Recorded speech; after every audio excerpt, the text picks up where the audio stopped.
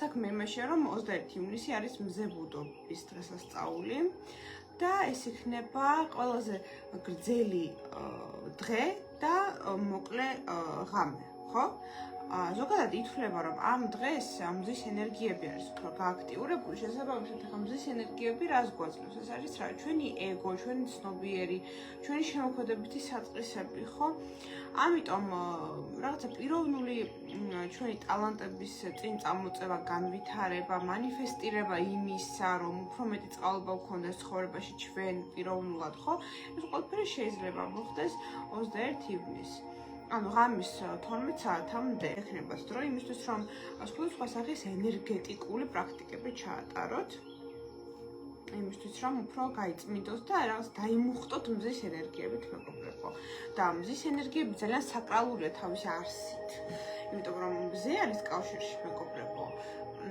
ჩვენს სასიცოცხლო ენერგიებთანაც, ხო, მზე გვაძლევს სასიცოცხლო მუხტს.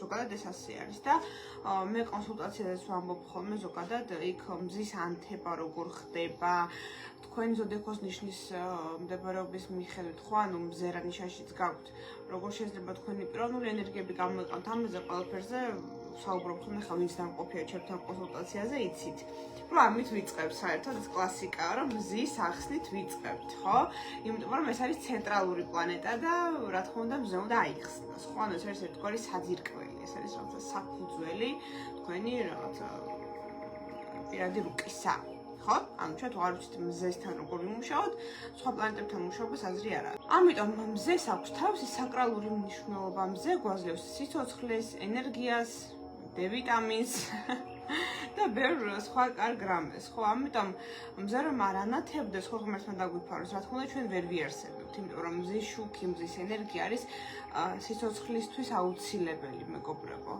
კომპონენტი. ამაში მეცნიერებიც დამეთანხმებიან, ხო, არა მხოლოდ ეზოთერიკოსები, ხო და ასტროლოგები. ამიტომ მზის ენერგიებთან მუშაობა არის ძალიან მნიშვნელოვანი და ეს ზუსტად ეს მზებუდობის დღე რო გვაქვს 21 ივნისი არის მნიშვნელოვანი რომ ვიმუშაოთ ჩვენს მზის ენერგიებზე.